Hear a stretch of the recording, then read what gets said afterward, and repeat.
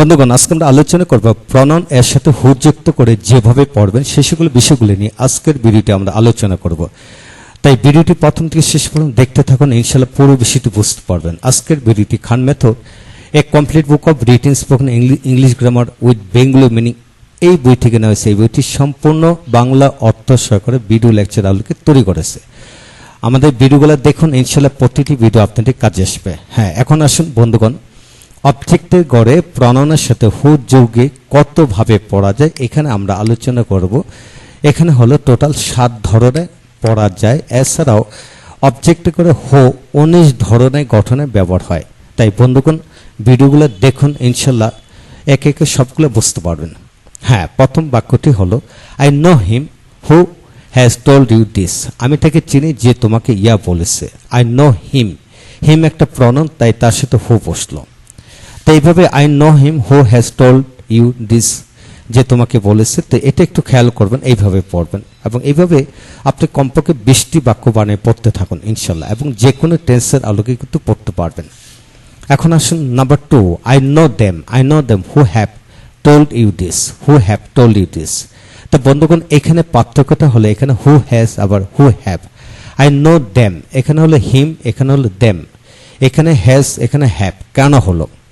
আমি তাকে চিনি যে, আমি তাকে চিনি যে, যে মানে সিঙ্গুলার, আর এখানে আমি তাদেরকে চিনি যারা, আমি তাদেরকে চিনি যারা, যারা মানে পোড়াল, তাই এখানে হ্যাভ হলো। একটু লক্ষ্য করে পড়বেন।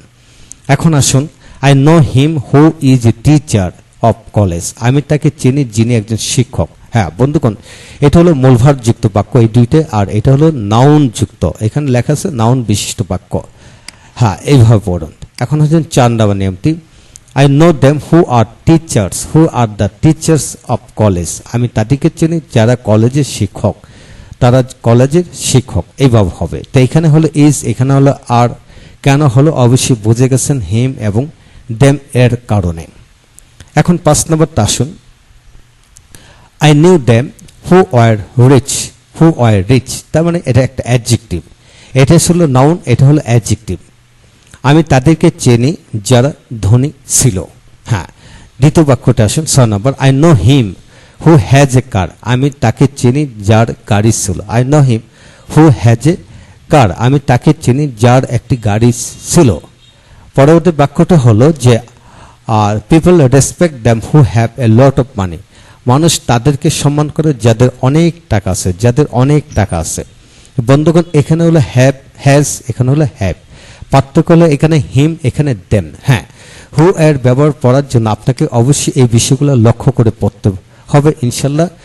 তাই বন্ধুগণ, এখানে মোট 7টি বাক্য ফর্মুলা দেওয়া হলো।